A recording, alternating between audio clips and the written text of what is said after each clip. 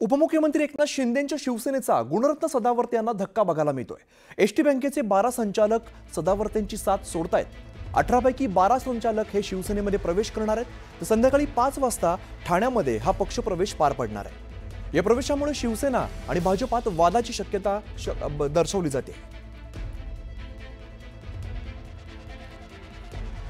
तर उपमुख्यमंत्री एकनाथ शिंदेंच्या शिवसेनेचा गुणरत्न सदावर्तेंना धक्का बघायला मिळतो। एसटी बँकेचे 12 संचालक आता सदावर्तेंची साथ सोडतायत, त्यामुळे 18 पैकी आता 12 संचालक हे शिवसेनेमध्ये प्रवेश करणार आहेत। आज संध्याकाळी 5 वाजता ठाण्यामध्ये हा पक्षप्रवेश पार पडणार आहे।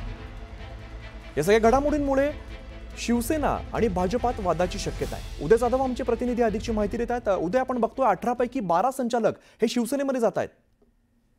अगदी बरोबर, आपण पाहतोय की एसटी महामंडळाची जी बँक आहे त्या बँकेचे एकूण 12 संचालक आहेत। ते 12 संचालक जे आहेत ते आज शिवसेनेमध्ये अधिकृत पक्षप्रवेश करणार असल्याची माहिती मिळते।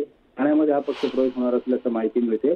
एसटी महामंडळाची जी बँक आहे त्या बँकेचे एकूण 18 सदस्य आहेत आणि 18 सदस्यांपैकी एकूण जे 12 संचालक आहेत ते शिवसेनेच्या वाटेवरती असल्याची माहिती मिळते। आज संध्याकाळी 5 वाजता हा पक्षप्रवेश होणार आहे। एकूणच आपण पाहतोय की गुणरत्न सदावर्ते यांची एकूण सत्ता जी आहे ती एसटी बँकेवरती होती, मात्र ही सत्ता आता उलथवण्यात आलेली आहे। आणि आपल्या सर्वांना कल्पना आहे की गुणरत्न सदावर्ते हे मुख्यमंत्री देवेंद्र फडणवीस यांचे अत्यंत जवळचे मानले जात आहेत। मात्र गुणवर्ती सदावर्ते यांच्या एकूणच कामकाजावरती नाराज आणि त्यांच्या एकूणच स्वभावामुळे जी एसटी कर्मचारी संघटना आहे ती प्रचंड दुखावली गेली होती आणि त्यामुळे हा एक स्फोट जो आहे तो संचालकांमध्ये झाल्याचं आपल्याला पाहायला मिळतोय। आणि त्यांनी निर्णय घेतलेला आहे की गुणवर्ती सदावर्ते जे आहेत गुणरत्न सदावर्ते यांच्या आता आपण पाठीशी राहायचं नाही, त्यांना साथ द्यायची नाही, त्यामुळे त्यांनी आता शिवसेनेमध्ये पक्षप्रवेश करण्याचं निश्चित केलेलं आहे।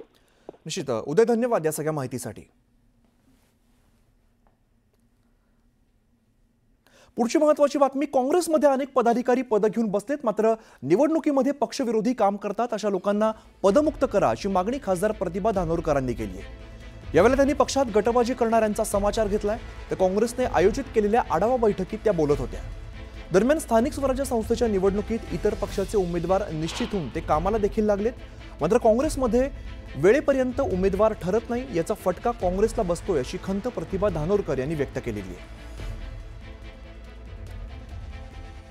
अशा अनेक पदाधिकारी आहेत जे काँग्रेस पक्षाचे पद घेऊन बसले आहेत, मात्र प्रत्येक निवडणुका आल्या की पक्षाच्या विरोधात काम ते करतात।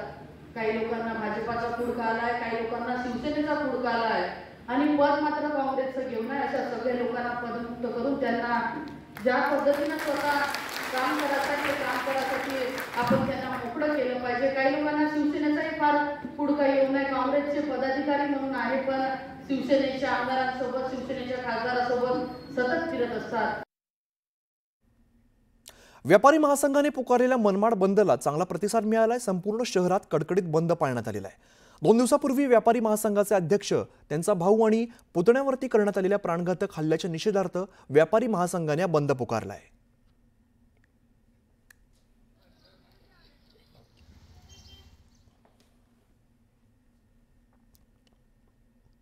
व्यापारी महासंघाने दिलेल्या बंदच्या हाकला मनमाड शहरातील नागरिकांनी उत्स्फूर्त प्रतिसाद दिलेला आहे। मी आता उभा आहे शहरातील मुख्य बाजारपेठ असलेल्या छत्रपती शिवाजी महाराज चौकात। आपण बघू शकतो का इथे जे सर्व दुकाने ते कळकळीत बंद आहे, एकही दुकान उघडी नाहीये। चहाच्या टपऱ्यापासून तर हॉटेलपर्यंत पानच्या दुकानं व इतर सर्व बाजारपेठ कळकळीत बंद आहे। 2 दिवसापूर्वी व्यापारी महासंघाचे अध्यक्ष राजेंद्र पारिख, त्यांचा भाऊ आणि त्यांच्या मुलावर एका तरुणाने चाकूने प्राणघात हल्ला केला होता, त्यात ते गंभीर जखमी झालेले आहे।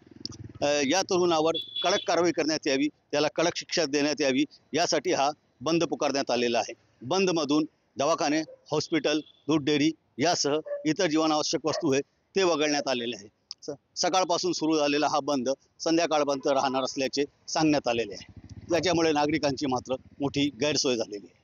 बब्बू शेख, न्यूज 18 लोकमत, मनमाड। पुढची महत्त्वाची बातमी, ते राज्याचे आदिवासी विकास मंत्री अशोक उईकेंवरती काँग्रेस नेते वसंत पुरकेंनी आरोप केलेला आहे। आदिवासी व्यक्तीची 25 एकर जमीन चोरल्याचा आरोप पुरकेंनी केलाय। तर यवतमाळ इकडे काँग्रेसच्या बैठकीदरम्यान त्यांनी हा आरोप केलाय। पण आमच्या अशोकराव उईकेनं स्वतःच कोल्हापूरची 25 एकर जमीन चोरली। किती एकर? इकडे नॅशनल हायवेला लागून। आणि आमचा मंत्री एवढा हुशार आहे की 4 फेब्रुवारीला या माणसांना आदिवासीचं गिफ्ट नेलं सगळ्या मंत्र्यांसाठी. माहिती आहे तुम्हाला 4 फेब्रुवारी 2025 ला छानपैकी मुळाची दारू दिली. मोगे साहेबांना नाही सुचलं ते म्हटलं मोगे साहेब तुम्ही बंपर घेऊन जा, पण नाही म्हणजे मला जमत नाही. कॅनडामध्ये झालेल्या G7 शिखर परिषदेतून निघून अमेरिकेला परतलेल्या डोनाल्ड ट्रम्प यांच्याशी पंतप्रधान नरेंद्र मोदी यांनी चर्चा केली आहे. दोघांमध्ये सुमारे 35 मिनिटांची चर्चा झाली आहे आणि या दरम्यान भारताचा दहशतवाद विरुद्धचा लढा आणि ऑपरेशन सिंदूर यावरती चर्चा झाली आहे. या दरम्यान पंतप्रधान मोदींनी स्पष्ट केलंय की भारत आणि पाकिस्तानमधील युद्धबंदी शेजारी देशाच्या आव्हानानंतर दोन्ही देशांच्या परस्पर संमतीने झाली आहे. यामध्ये कोणाचीही मध्यस्थी झालेली नाहीये आणि कोणत्याही व्यापार करारावरती चर्चा झाली नाहीये. पंतप्रधान मोदींनी यावरती भर दिलाय की भारताने कधीही मध्यस्थी स्वीकारली नाही आणि कधीही करत नाही आणि कधीही करणार सुद्धा नाही. या मुद्द्यावरती भारतात पूर्ण राजकीय एकमत आहे. तर ट्रम्प यांनी पंतप्रधान मोदींनी सांगितलेल्या गोष्टी समजून घेतल्या आणि दहशतवादाविरुद्धच्या लढाईला पाठिंबा दर्शवलाय. पंतप्रधान मोदींनी असं म्हटलंय की भारत आता दहशतवादाला प्रॉक्सी युद्ध म्हणून पाहत नाही तर युद्ध म्हणून पाहतोय आणि भारताचं ऑपरेशन सिंदूर अजून सुद्धा सुरू आहे असं त्यांनी पुन्हा एकदा स्पष्ट केलंय. तर पंतप्रधान मोदींनी राष्ट्रपती ट्रम्प यांना पुढील क्वाड बैठकीसाठी भारतामध्ये येण्याचं निमंत्रण दिलंय. प्रधानमंत्री मोदी ने राष्ट्रपति ट्रंप से ऑपरेशन सिंदूर के बारे में विस्तार से बात की. प्रधानमंत्री मोदी ने राष्ट्रपति ट्रंप को स्पष्ट रूप से कहा कि 22 अप्रैल के बाद भारत ने आतंकवाद के खिलाफ कार्रवाई करने का अपना दृढ़ संकल्प पूरी दुनिया को बता दिया था. प्रधानमंत्री मोदी ने कहा कि 6-7 मई की रात को भारत ने पाकिस्तान और पाकिस्तान ऑक्यूपाइड कश्मीर में सिर्फ आतंकी ठिकानों को ही निशाना बनाया था. भारत के एक्शन बहुत ही मेजर्ड, प्रिसाइज और नॉन एस्केलेटरी थे. साथ ही भारत ने यह भी स्पष्ट कर दिया था कि पाकिस्तान की गोली का जवाब भारत गोले से देगा.